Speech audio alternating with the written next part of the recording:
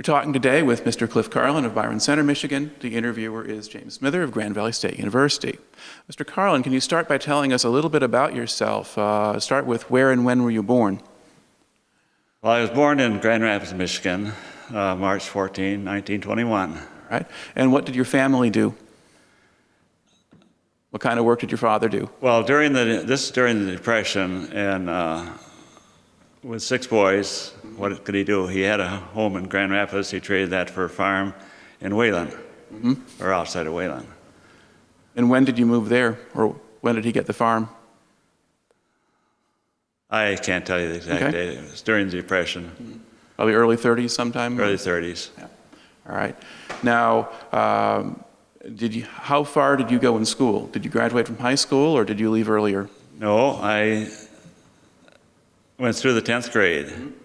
And at that time, there was no bus service in Byron Center, or in Wayland, and so everybody had to go to work. Did you do farm work or something else? Farm work and carpentry. Now, and were you still doing that at the point when the war started? No, at the time that the war started, I was working for the National Dairy in Grand Rapids. Okay. During dairy work and driving truck, milk routes, that type of thing. All right. Now, before Pearl Harbor, were you paying any attention to what was happening in the world? Did you know there was a war in Europe or anything like that? Yes, we were aware of it, but not as much as after Pearl Harbor. That's when we said, well, here we go. Do you remember how you heard about Pearl Harbor? Well, yes. My wife and I were out, well, my girlfriend at that time, if you can imagine, in the onion field on her uncle's farm east of Wayland. And we heard on the radio that Japs had hit Pearl Harbor. So I said, here we go. All right. Now, how long after that did you wind up in the military? Oh, probably 6 months. Did you enlist or were you drafted? Drafted. We were called enlisted men, but we were not enlisted. We were drafted. They had to come and get me. Okay. Now, so the fact that you were doing farm work or something else like that didn't really matter? It wasn't essential work or something that would get a deferment, or? Well, no. I suppose if I worked hard enough, I could have, because my wife was expecting. And but I says, it's my duty to go. At that time, you know, we were thinking that we worked for a living, and if you were told to do something, you did it. Right. And you supported your country. It's a little different philosophy now, but that's the way it was then. All right. So once you get your draft notice, where do you report? Where did you go first? I can't even tell you the name of the camp, but it was in Chicago, outside Chicago. Okay, so it's Fort Sheridan? Or camp? I think it was Sheridan, yeah, right. All right. Now, once you got there, how were you received? What happened when you first showed up at the base? Well, it was just a processing center, and then they decided what you might be capable of. And me being an old farm boy and keeping trucks and tractors going with a baling wire, why, you're a mechanic. Okay. Now, once they decided that, where did they send you? To Georgia, Augusta, Georgia. And now, was that where you had basic training then?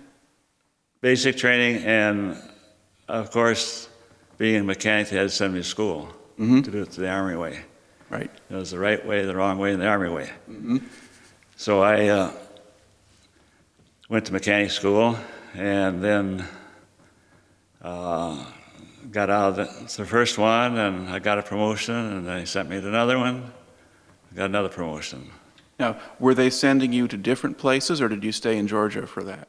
Different, well, these were all in Georgia. And most of the cadre in the 692nd was from that area, from the field artillery, mechanics, and so on. Now, did you get the regular basic training stuff, all the marching and drilling and that kind of thing? Pardon me? Did you have to do the regular basic training stuff first, the marching and the drilling and that kind of thing? That went along with it on a daily basis, regardless what you were doing. Of course, I got out of a lot of it because I was a mechanic and had to keep the vehicles running, so I had a good excuse not to march. But I went on a lot of 25-mile marches. Okay. Now, were you training with men from all around the country, or did they tend to be from particular places? Our battalion was from all over, from Washington State to California, from New York to Florida, and every place in between. Okay. We still have a reunion every year, and it's in a different state every year. And your unit was the 692nd Tank Destroyer Battalion, was that? 692nd Tank Destroyer Battalion. All right. Company B. Okay. Now, and so basically they're formed there together in the same camp, and then you pretty much stay together after that? Yes, then we, the cadre from Georgia, then we went to Fort Hood, Texas, where we did our most of our training and experimentation and what we were going to use. Okay. Now, how long did you stay in Georgia?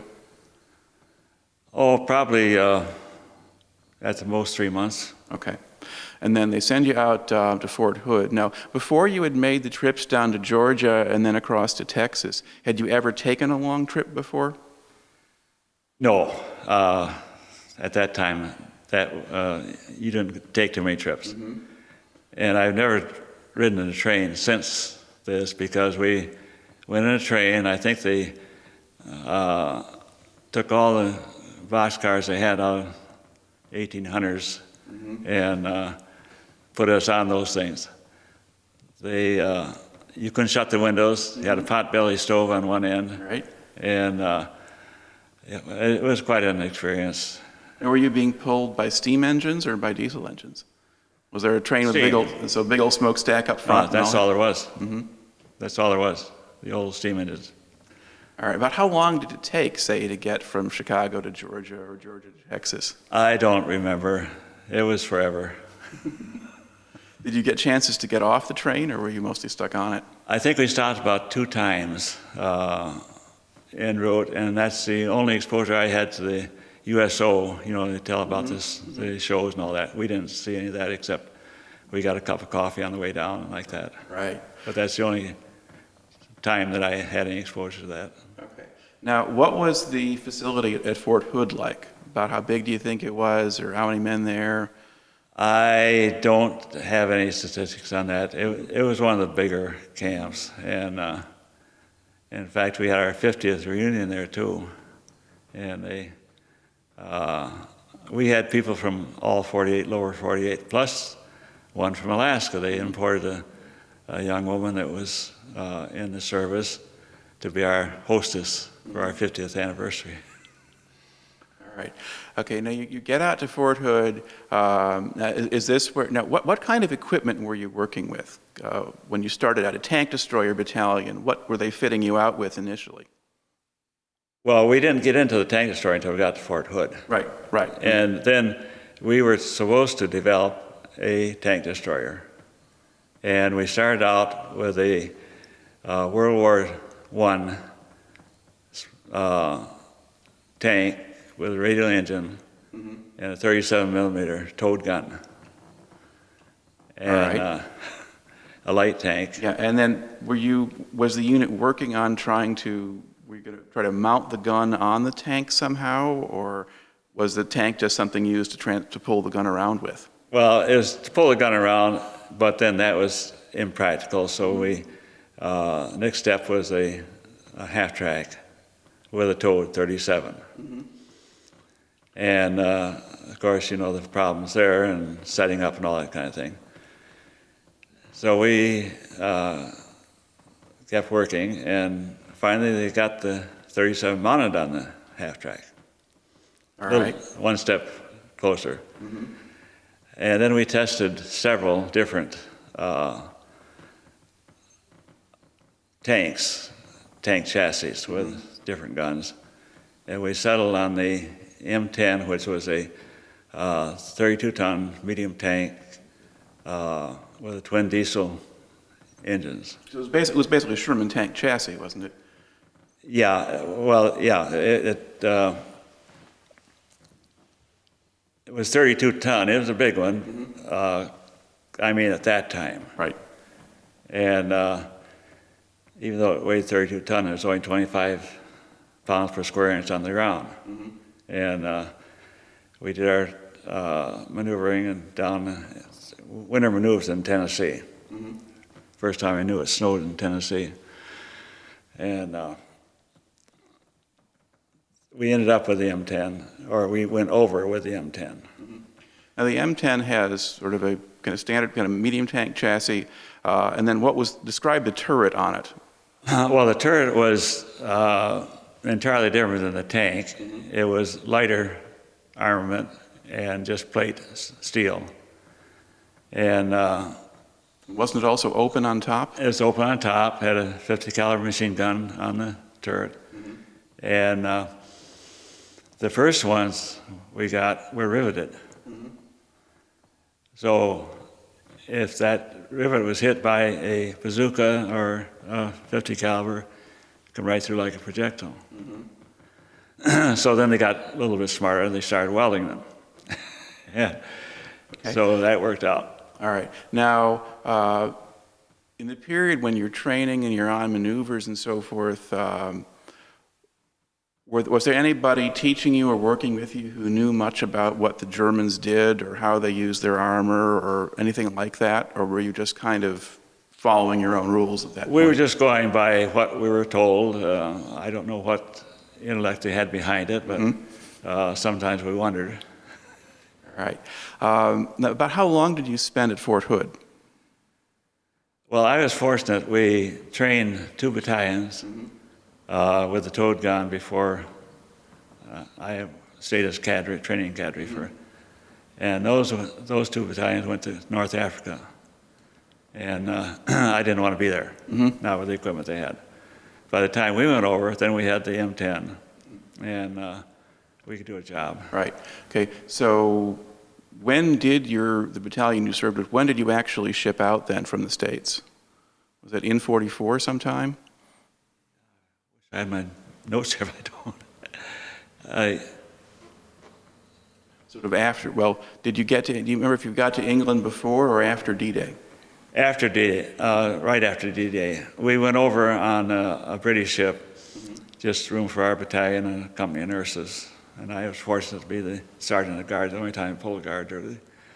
And we anchored in Weymouth Bay, southern end of England. And then during the night, we went across the channel to France. And where did you land in France? Cherbourg, France. Okay. So what condition was the Cherbourg harbor in by the time you got there? By the time we got there, we were the first ship that went into Cherbourg after D-Day. Because the Germans held it for several weeks after D-Day, and then they pretty much demolished the port, so we had to rebuild it. Well, yeah, we lost all the equipment trying to unload there. And, but we saved enough to get through. And we actually thought we were in Holland because of the narrow cobblestone streets, and so on. We had to slide our tanks around the corners. All right. Now, I want to actually back up a little bit and go back for a while to the whole phase of training and stuff. You're in Texas for, must have been well over a year then when you were training these different units. And then during that time, you make it up to the rank of sergeant? Right. Okay, so you've got some seniority now, you've got some authority. Did you get much of a chance to go off base or do anything away from the fort? Very limited. Well, Belton, Temple, Texas were the closest little towns, and my wife followed me around while I was in the States. So did she come down then and live outside of Fort Hood? Was that right? She lived in Temple, Texas. And what kind of accommodations did she have there? Well, it was. I think we were still fighting the Civil War when we were down there. There were very limited streets. Roads. They were trails, and so she lived in Temple, Texas, little house that we had there. And she had to work because she got $50 a month, and the rent was $10 a week. Now, what kind of work did she do? She worked any place she could, and mostly in a jewelry store. And so we managed to get by. Now, were there a lot of soldiers' wives down there? Yes. In fact, later on, we had a house with 6 couples that were in the service. At that time, the people would just, like the young people have a house, they'd move out back with the folks, rent out the whole house to the GIs. And they knew how much we made.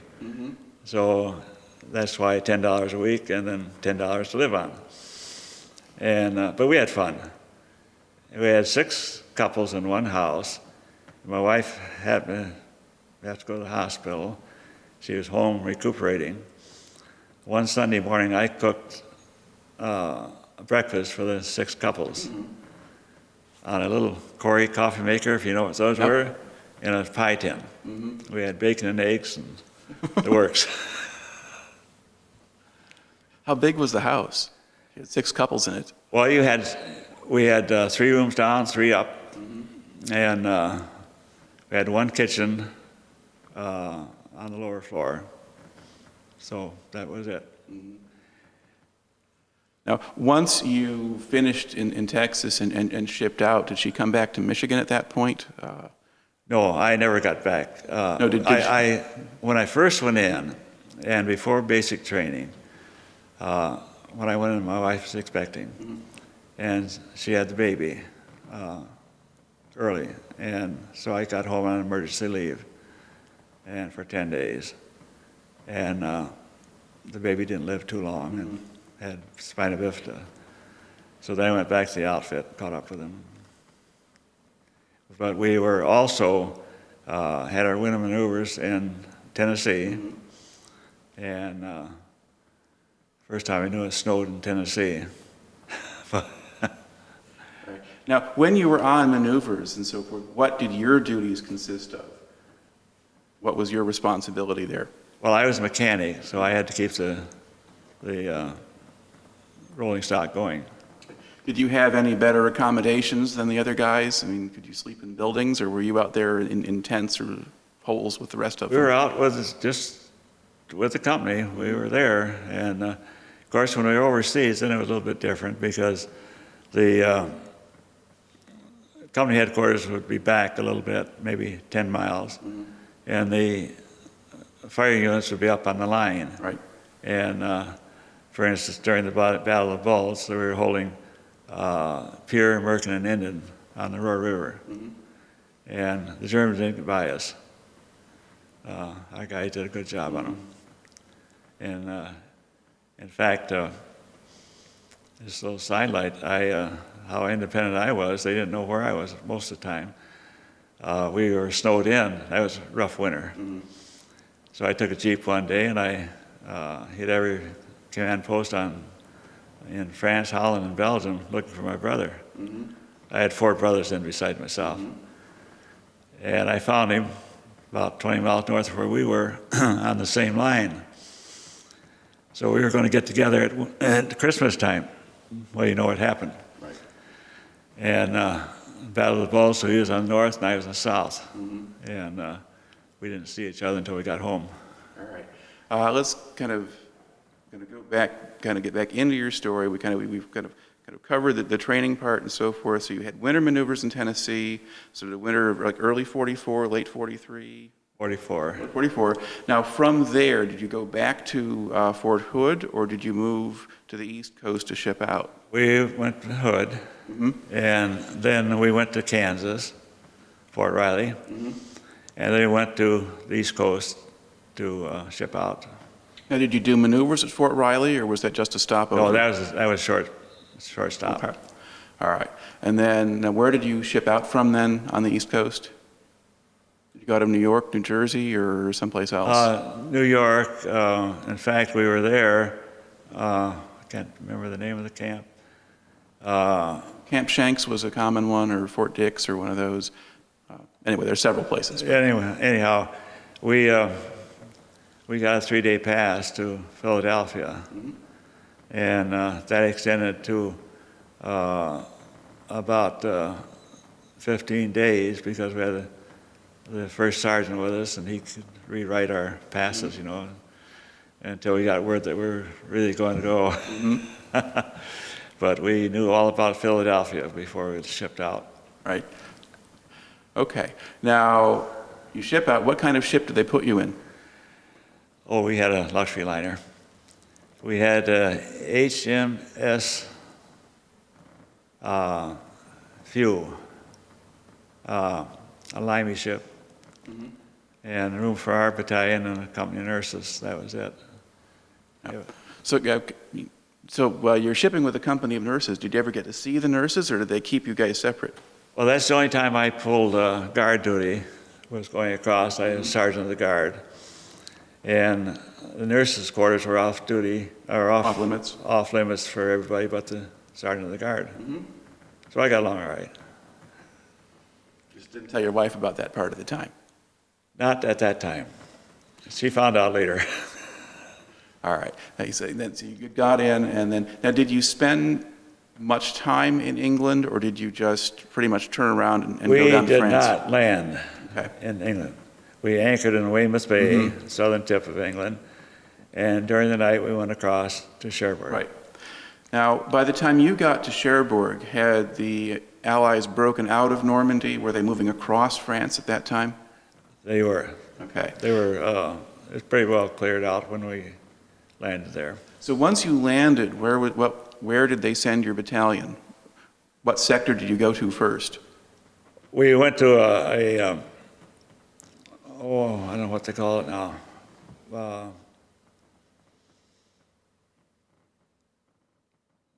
Anyhow, from the staging area, we went up through around Paris, then on up to next fighting we had was the Battle of the Dykes. Explain that. What the Battle of the Dykes? What was that, or what were you doing? Well, we were clearing the Germans out of Holland, and our objective was to clear Antwerp, so we could ship the supplies up there rather than by Red Ball Express. Right. Now, what kind of country were you fighting in there? Was it pretty much swampy and marshy, or? Well, I don't think we had too many atheists in the foxholes, but when the mortar shells are coming in, you dig down, and there, if you dug 6 inches, you hit water. You kept on digging anyhow. So what did you do with 32-ton tank destroyers if you're driving in swamp? Well, it's not really a swamp. You know, Well, that Holland... drained fields, I guess. But yeah, and as I say, a 32-ton tank, there's only 25 pounds per square inch on the ground. So they have pretty good... So you were able to drive the tanks on the fields in that area? Right. Okay. Now, what kind of opposition did you encounter? Well, in Holland, it was medium. It wasn't too heavy because the Germans were getting a little disillusioned at that time. And they weren't too apt to fight it. Now, did they have armored vehicles in that area, or was it mostly just infantry and anti-tank guns and that kind of thing? Well, when we got in there, it was mostly the light stuff. The heavy stuff had moved out. We didn't hit any Tiger tanks in there. Was there much that you could do to support the infantry attacking then, if the Germans didn't have vehicles to speak of? Well, in fact, the infantry rode on our tanks quite often. They welcomed that to get off their feet for a while. But it wasn't all that heavy. But they were the most appreciative people we met, the Hollanders. I got the best Merson pipes I ever had. I smoked a pipe at that time.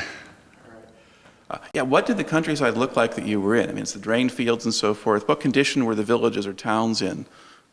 Well, they were pretty well shattered all the way across in France, Holland, Belgium, and of course Germany too. Aachen was the most bombed city in the world at that time. Just a pile of brick all over. And So,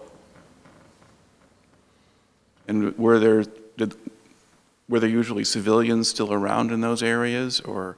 well, in Holland, yes, there were. Now, when we got into Germany, we never saw a civilian until we crossed the Ruhr River. They went on with the army. Right. And once we got across the Ruhr River, then we went so fast we caught up with them. But Okay. So you're about roughly when were you fighting in the dikes in the Netherlands? Was that sort of October, November, September, 44? oh, it was in well, when we got into Germany, it was in December. So we must have been in Holland, Netherlands, about November.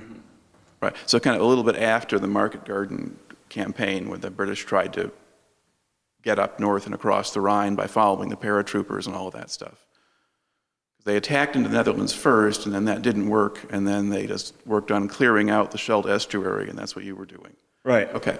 So eventually, though, you were switched over to the front lines, kind of along the frontier areas of Germany. Did you go to Aachen first, or somewhere else? Well, Aachen was the first city that we took in Germany. Right. And we went through there. And, of course, before that, we went up clear to Antwerp, of course. Right. And the Remagen Bridge, part of our outfit got across that before it went in. But that's like in March of 45, so that's later on. So we're trying to kind of follow your battalion as it kind of wanders across Northern Europe here. So you were in the Antwerp sector first, and then from there, where did you go? We went up into Germany. Right. But that's the sector around Aachen at that point, or Aachen, Rotterdams, or? Aachen, we went into Aachen, and then across to Würzburg and on across. But the Würzburg and so forth, that's again much later. I'm trying to get you sort of, were you in the Aachen sector before the Battle of the Bulge, or were you there later? That was later. Okay. Yeah, Battle of the Bulge was in Belgium. Yes. Yeah, and also a little bit in Germany and so forth there too. Yeah. But south of Aachen. We were holding 3 cities in Belgium at that time, Pier, Merken, and Enden. Now, that's when the Battle of the Bulge started. All right, and then what, at that point, do you remember which, say, infantry division you were supporting, or which army you were serving with? We were under 9 different armies, and I don't know how many corps, but essentially through that area we were the 104th. Okay. And if you have seen the Band of Brothers, that's pretty authentic as far as where we were. Okay. Now, in the sector you were in, were you under attack from the Germans? Were they attacking your unit in that sector in the Bulge, or were they going around you? They were trying to go through. They didn't make it. As one of our guys put it the last time we talked, he says, we sure shot their tail off, didn't we? All right. Now, while that fighting was going on, what did your duties consist of? Keeping the tanks rolling and repairing vehicles. Now, could you do much to repair battle damage, or was it mostly just engine breakdown and stuff that you dealt with? Just part replacement. No engine overhaul like we did in the States. Yeah. Now, were you having many vehicles hit by enemy fire at that point? Yes, we had, well, a lot of small damage, from shrapnel like that, blow off tires on the trucks and that kind of thing, but nothing major. You weren't being hit by heavy anti-tank guns or heavy artillery or that kind of thing? Well, they may have been nothing direct, no. Okay. Now, about how long do you think your unit was engaged in that sector? I mean, how long did the Germans keep trying to attack? Did they give up after a few days, or did they just keep coming? Well, they ran out of ammunition, fuel, and the whole thing, and it was a short period, really. Just a matter of engaging, and they're gone. Right. Now, once they stopped attacking, did your unit start to move forward, or did you just stay where you were for a while? Well, I can't remember exactly when we crossed the Royal River, but once we got across the Royal River, then we went fast. Very little resistance. All right. So basically, sort of after the Bulge is over and the Americans are now kind of advancing toward the Rhine. Now, did you stay in the same sector, or did they move you to a different area at that time? We were moved all over. We were an attached unit, and wherever they needed something to combat the Tiger tank, they sent the tank destroyers. All right. And we were supposed to be a backup unit, but most of the time we were spearheading. Now, spearheading, your vehicles would be out in front. Right. Wasn't that kind of dangerous with lightly armored tank destroyers? Yeah, that was the name of the game. You did what you did. But see, the tank destroyer tanks that we had were fast. And in fact, faster than the Tiger tank. Obviously, we got away from them. Our motto is seek, strike, and destroy, and that's what we did. We didn't get out of there. So the idea was not to sort of engage enemy armored formations head on in some kind of big slugfest sort of thing. You'd set up to ambush them, or you'd try to get behind them, or... Well, quite often, and I made a mistake of transferring the recon company when we were partway through. You had your recon out, and so some of the armament was pinpointed by the recon company, and then the tanks would come in. And so... Now, could those tanks use indirect fire? Could they shoot up in the air and have the shells land down, or did they have to just fire on a straight trajectory? Well, the 90 millimeter we had was a rifle, so we shot indirect fire too. In fact, I've got our daily reports, if you want to see those, actual copies of our after reports. And of course, the indirect firing is a little different than it is nowadays, so you don't have to see their enemy. Right.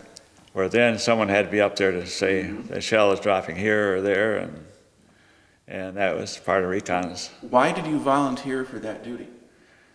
I was young and foolish. Okay. And I didn't get along with one of my buddies in the B Company. I was with B Company all the way through training and most of the way through the war. So then I transferred to recon, and that was, as I say, the biggest mistake I ever made. All right. But I did it. You describe a little bit the experience, some of the experiences you had serving with that part of the unit as a reconnaissance man. Well, it got kind of hot at times. We were ahead of the unit and had to be undercover most of the time. And it really wasn't all that bad. You weren't hand-to-hand combat or Right. anything like that most of the time.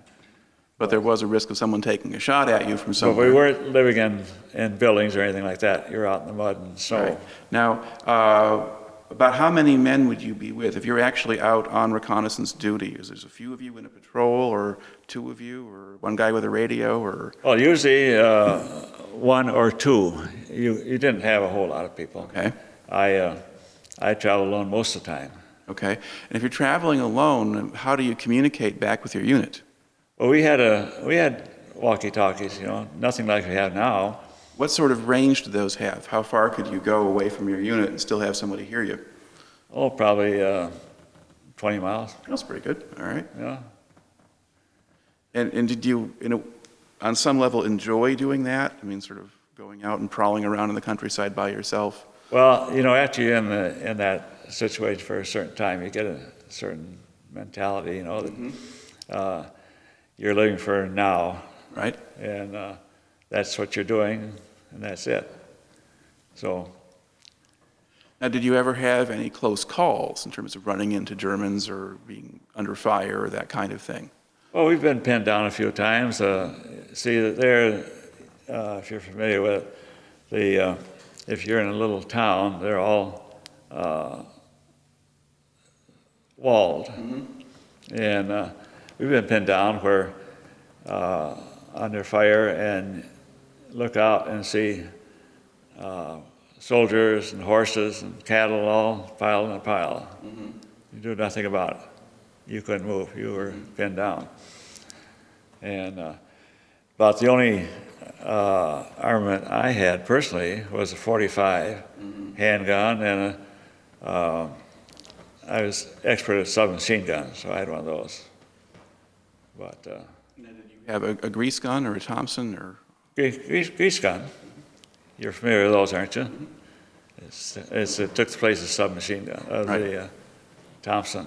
Mm-hmm. It was lighter, and you could take it to parties. Lighter and cheaper, and it did the job. It threw out 45 slugs, but not as accurate as the Thompson.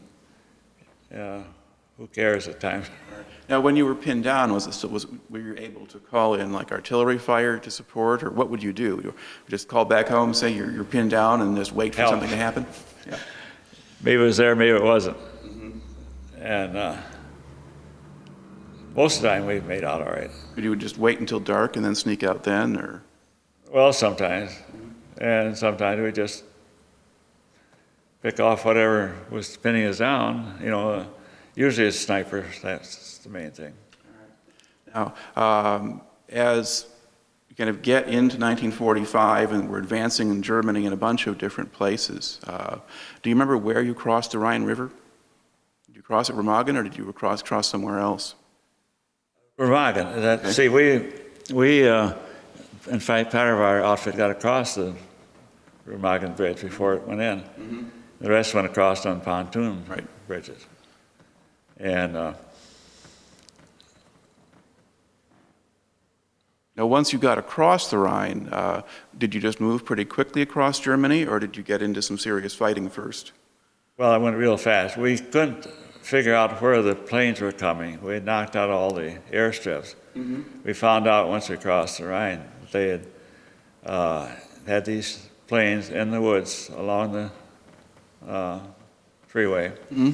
and they had paved the median and painted it to look like grass from the air. Right.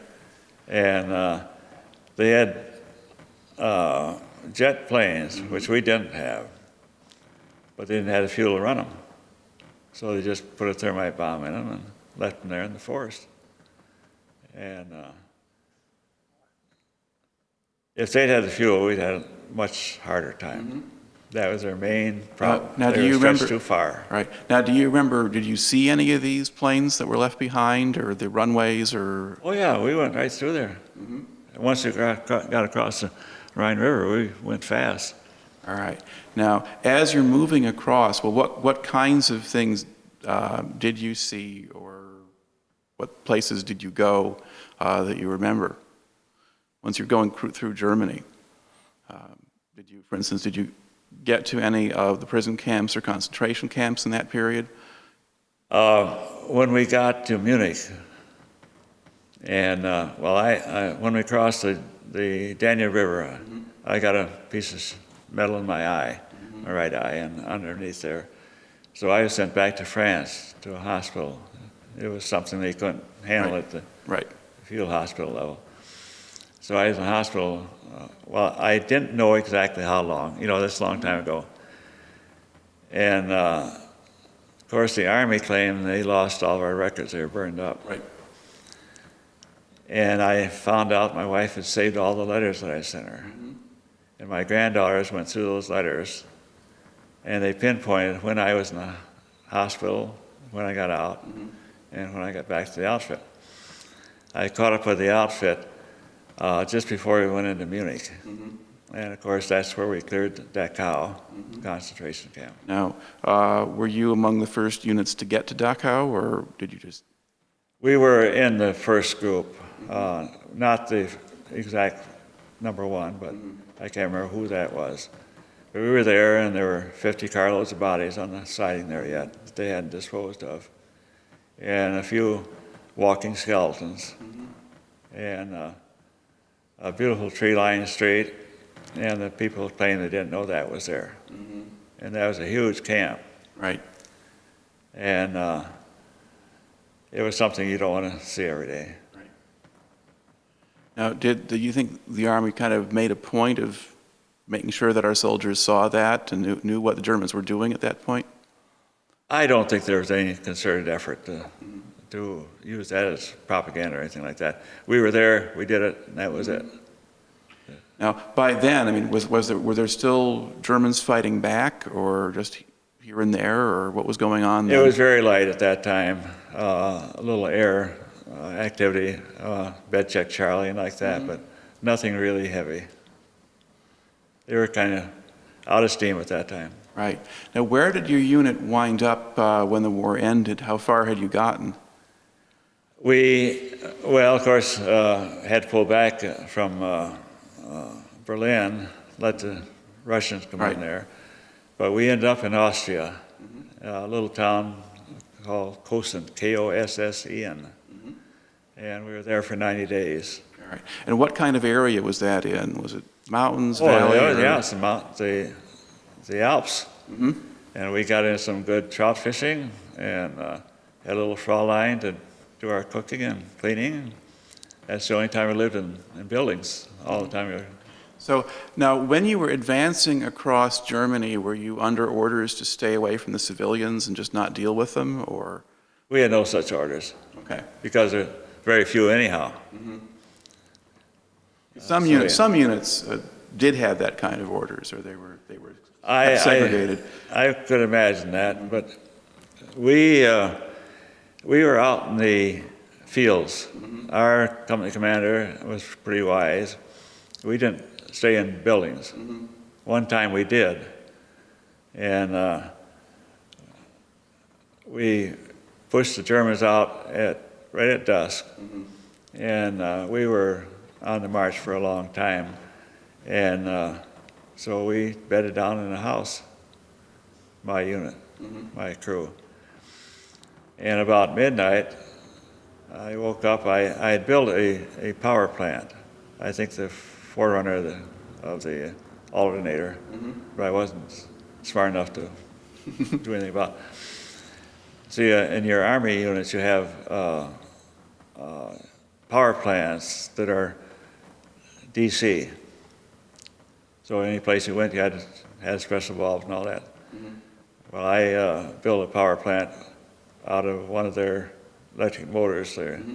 They have a collector ring, and I says, why can't I charge the field with a battery? You got to have power to start them.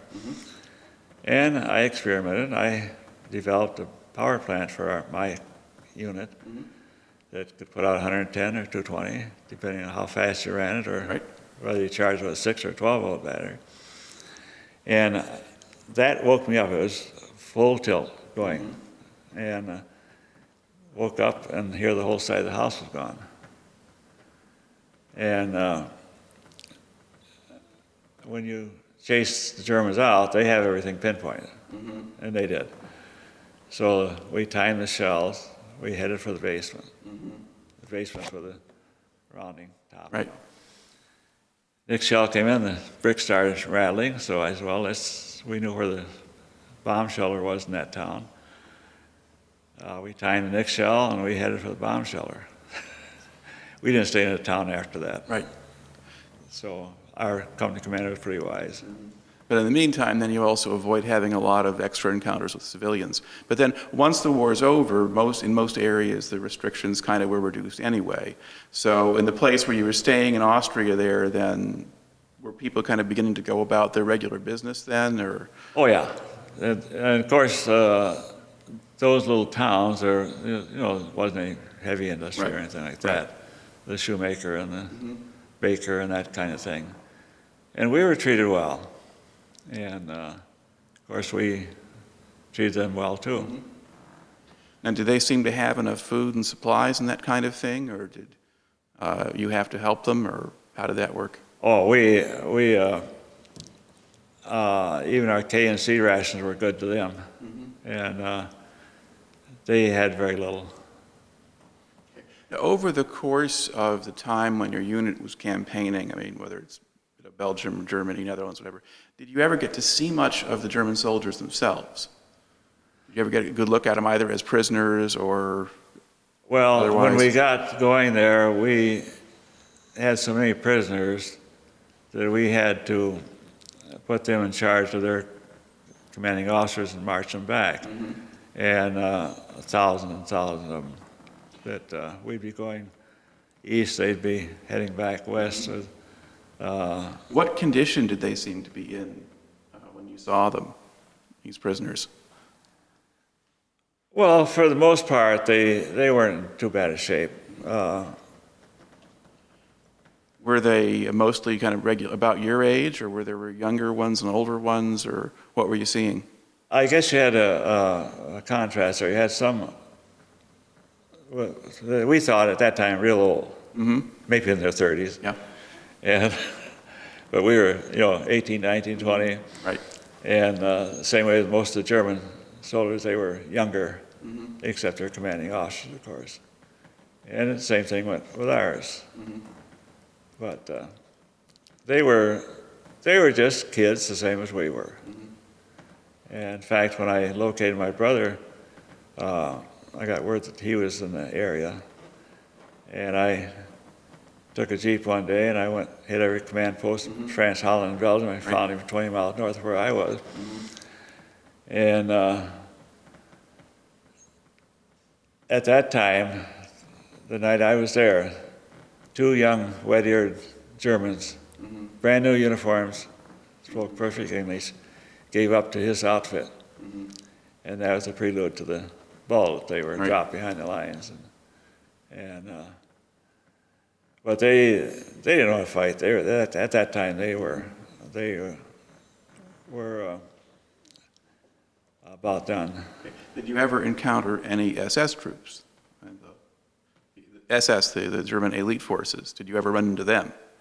We captured some of the SS troops. Were did they look or act any different from the others? Well, they were pretty aloof. They thought they were the epitome of, they were it. And I was glad we could show them different. All right. Now, did you have men in your unit who could speak German so you could communicate with them, or did? Yeah, we had. In fact, when we were on the Roar River, of course, they let the dams out, and all that.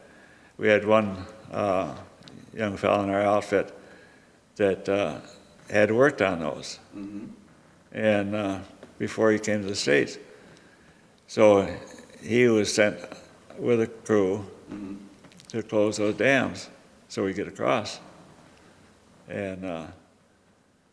So we had enough people that could speak the language. And of course, most of us could speak enough to get what we wanted when we wanted it. Right. Okay. Now, over the course of the campaign, do you have any sense of what sort of casualties your battalion took? I mean, were you losing a lot of men or vehicles, or relatively few, or what do you think?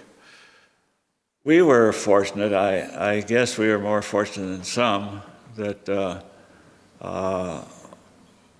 we only lost, I think, about 300 people all the way across from our unit. Yeah. And so that's probably out of a paper strength of 1,000 or 1,500 or something like that. 1,500, yeah. Yeah. Because you have some units that lost several times their original rosters by the time they were done. Yeah. But you managed not to be one of those. Now, were you able to figure out how long, when you were hit in the eye, about how long you were out or away from your unit? As far as I can determine, I was in the hospital for 2 weeks. Okay. And this is, the VA is funny. I've tried to pin this down, and everything is burned, Well, I had an occasion to go to Battle Creek last week, in fact, for a physical. That doctor had reports to mine that thick. And he reminded me of something that I did not remember. When I was in Fort Hood, I was hospitalized because of hypertension. And they disallowed, they said it was not, before this. So I've been stirring it up a little bit, trying to get their attention. So, but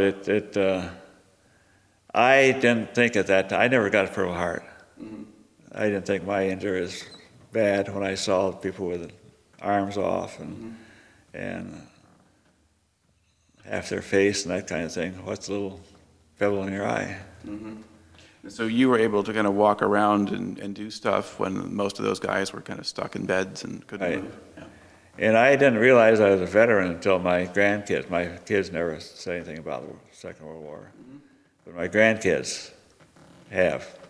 And that's the first time I realized I was a veteran when I was asked to speak to my grandson's class in Wayland, and my granddaughter in Ann Arbor wanted me to come over there.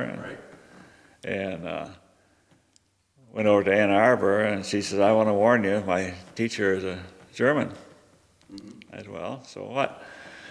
And I expected something there, but she had those kids primed.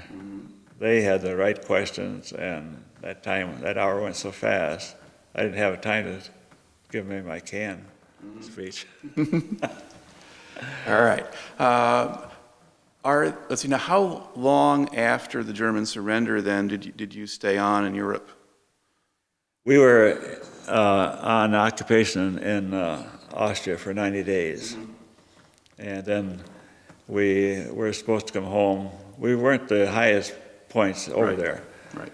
We were supposed to come home for jungle training, go to the South Pacific. Well, we got on the ship in Le Havre, just steaming out of the port, and we got word that Japan had folded. So we came on home, and we were supposed to go to New York, but it was so crowded we went to Boston. And that's where we disembarked. And those that had enough points came on home. The rest went back down to Texas for more training. Did you have enough points at that time or not? I never looked back. I had enough points, I went right home, and that was it. All right. Now, are there other individual incidents or things about that time you served in Europe, things that you tend to remember a lot or that come back to you that you haven't mentioned here yet? Particular events or people or things? No, it's pretty well covered, I think. All right. So once you did get back to the States, did you go back to Michigan at that point or somewhere else? Well, I had enough points. I think we went through Kilmer. And then came right on home. Okay. And went back to my old job at the National Dairy. And, Right. And for about 6 months, my brother-in-law and I said we were going to be policemen. So we took the test, and I came out in the top 10, and out of 150. And at that time, when they called, I said, I can't make it on $36.50 a week. And so I waited about 6 months, then I went on. And through the GI Bill, they bumped it up to $37.50 a week, third-year patrolman instead of first-year patrolman. Right. And I just changed color uniform, that's all I did. So I spent 35 years on the police department. Which police department were you with? Grand Rapids. Okay. And there I went to Michigan State for criminal justice courses. At that time, they didn't have any books.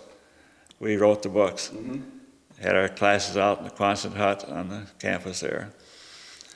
And I had quite a history. I spent 10 years as a city attorney. They didn't have a full-time city attorney. Did you get a law degree at some point? No. How do you wind up as a city attorney then? Well, because they didn't have a full-time city attorney, and I read all the reports, issued all the warrants, the arraignments in police court. The only thing I couldn't do was trials, because I didn't have a law degree. Right. I did all this as a sergeant. And I got tired of taking tests, not getting a promotion, so I told Bill Johnson, I said, I am not immune to transfer to the street. So next week I went on the street and got my lieutenant bars.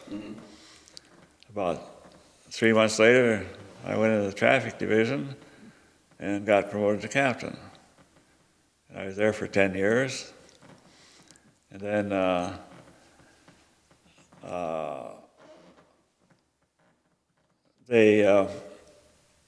needed a computer system in the department. They had nothing. So I was in charge of a crew to put the first computer system in. Do you remember about what year that was? In what year you got the computers? That was about 1980. And I went to school in Chicago, computer school, and we set the system up, and it went run. You couldn't get across the street to Big Mama, but you could get to Detroit or Chicago and so on. And that was quite an experience there. And yet I don't own a computer today. And what a difference. But then from there, I went in charge of the Detective Bureau, and I retired from Detective Bureau, Chief of Detectives. Okay, so you're there in Grand Rapids watching a whole lot of different things happen to the city and changes of who lives in what neighborhoods and crime issues and other things like that. How do you think the city was maybe different by the time you left than it was when you started? Well, one reason I left when I did was because of the minority situation as it existed. I had a brother-in-law, or a son-in-law, and a son who both went through college and got their degree in criminal justice. But they were the wrong color and wrong sex for Grand Rapids. So they had to one ended up in Milan, and one ended up in Alaska to get a job in police work. And I don't know if I should go into all details on that, but I got discouraged that they lowered the standards as they did. And I said, it's just time to get out. I had enough time in. And at that time, a pretty good retirement. But now I'm living on the $82, and it gets kind of tight. But I had one brother-in-law that was killed in the department, and one retired, as I did. And that's on Grand Rapids. All right. So. Overall, how do you think your time in the military service wound up affecting you? Did it kind of affect the course of your life at all, do you think, or the way you view the world? Or did you just stay pretty much the same person all the way through it? Well, I think it had an impact on everybody because prior to that, if you were born in Grand Rapids, you stayed in Grand Rapids. There's very little travel. And as I say, in the South, we were still fighting the Civil War, and they didn't have the highways they have now. But since the Second World War, things have changed dramatically because people are moving around more from south to north, north to south, and it's, well, cite an example. The mentality of the younger people, though, is still back there. We went on a reunion in Tennessee, about the same place we had our winter maneuvers about 4 years ago. And my daughter and son-in-law, in the second childhood, they're in the Harley-Davidson era, you know, now. So every Harley-Davidson place we passed, my daughter had to stop and get a souvenir for her husband, who stayed home. We were in one big Harley place, and we were talking to a salesman, looking at the new bikes and so on, and I explained that we had our maneuvers here, and before that they didn't have any roads. We cut them with our tanks, you know. That's why they're so crooked. And I says, they were still fighting the Civil War. My daughter nudged me, here's this building full of leather-jacketed, bearded bikers, you know. And she thought I was going to start the Third World War. But let's get out of here, Dad. But people there are the same as they are here now. You know, it's one world, I guess, and far different than it was when we went in. Right. So. All right. Well, thanks for taking the time to come in and talk to us today. Thank you very much.